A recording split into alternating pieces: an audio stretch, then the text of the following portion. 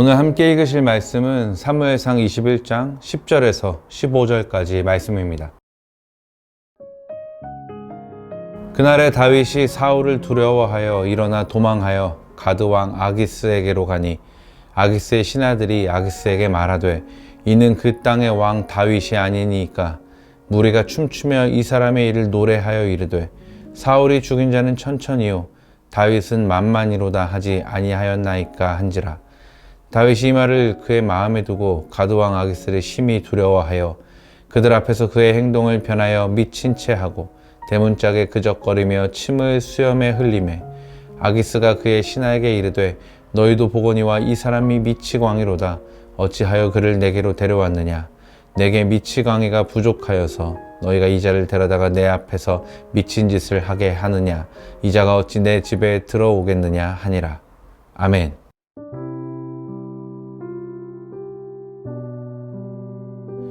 자신을 죽이려 하는 사울의 위협을 피해 도피 생활을 시작한 다윗은 제사장 아히멜렉이 있는 노브로 피신했다 나오게 되고 보다 더 안전한 도피처를 찾아 헤매고 다니다가 결국 블레셋의 도시 가드로 들어가서 그 땅의 왕인 아기스 앞에 서게 됩니다.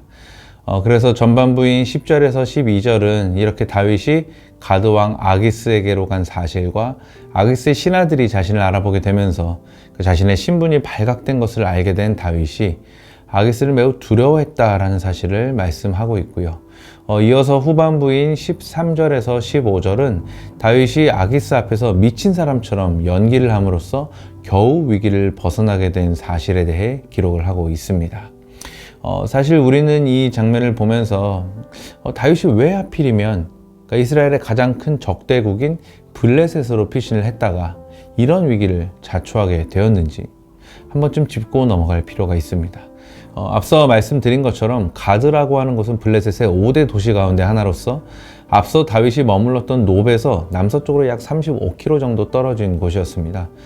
그리고 이곳은 다름 아닌 다윗에 의해 죽임을 당했던 골리앗의 고향이었습니다. 그러니 이 가드 땅에 다윗이 나타났을 때 그곳 사람들의 반응이 어땠을까요? 말 그대로 들썩들썩했겠죠.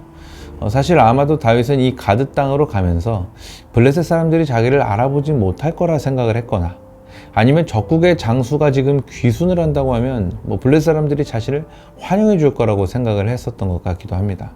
그것도 아니면 사울이 설마 여기까지 나를 죽이러 쫓아올 수는 없을 테니 하면서 여기가 오히려 가장 안전하다고 생각을 했을지도 모르겠습니다. 하지만 우리가 이 후의 장면을 통해 보게 되는 것처럼 다윗의 이 선택은 결과적으로 그에게 굉장히 큰 위기를 가져다 주었습니다. 그래서 보면 오히려 아기스의 신하들은 지금 그들이 다윗을 받아들이게 되었을 때 이로 인해 훗날 가져오게 될지도 모르는 위험한 상황들을 아주 정확하게 파악하고 있었습니다.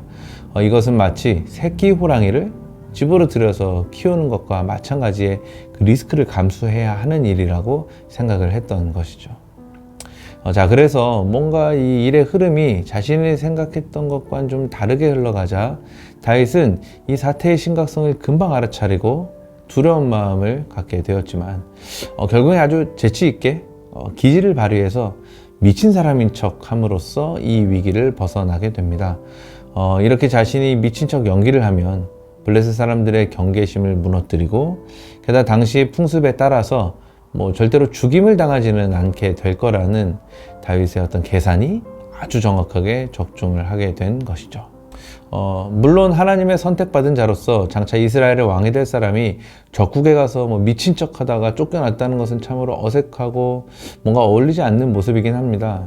당장 죽을 위기에서는 어떻게 벗어났다 할지라도 이 사건은 다윗 스스로 생각할 때는 굉장히 비참한 마음, 그리고 이를 이렇게까지 버려놓으신 하나님을 향해서는 큰 불평과 원망이 쏟아져 나오는 것이 어찌 보면 너무나도 당연한 상황이었을 겁니다. 그런데 놀라운 사실은 바로 이 시점에 쓰여졌다고 전해지고 있는 시편 34편에서 다윗은 하나님 앞에 오히려 감사와 찬양으로 그 마음을 가득 채웠다는 사실 꼭 기억할 수 있기를 바랍니다. 너희는 야훼의 선하심을 맛보아 알지어다. 그에게 피하는 자는 복이 있도다. 아멘.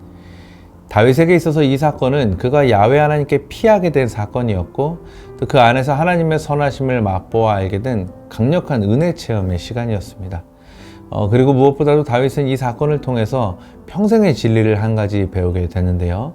시편 34편 19절입니다. 의인은 고난이 많으나 야훼께서 그의 모든 고난에서 건지시는도다. 아멘. 사랑하는 청년 여러분, 우리 하나님은 당신의 백성들, 당신의 자녀들을 반드시 고난에서 건져내어 구원하시는 좋으신 하나님이신 줄로 믿으시기 바랍니다. 다만 그 시간과 방법은 절대적으로 하나님의 주권입니다. 하나님께서는 당신의 영광을 드러내기 가장 적절한, 그리고 성도가 구원의 은혜를 누리는데 가장 효과적이고 확실한 방법을 사용하십니다. 아멘이시죠? 자, 그래서 하나님께서는 당신의 백성들이 위기에 처해 있을 때 그 위기 가운데서 당신의 백성들을 건져내시는 다양한 방법을 가지고 계시다는 사실 꼭 기억하시고, 하나님의 놀라우신 구원을 경험한 자로서 그 구원의 방법이 어떤 것이든지 간에 기쁘게 마음 다한 감사와 찬양을 올려드리는 저와 여러분 모두가 될 수 있기를 예수님의 이름으로 축복합니다.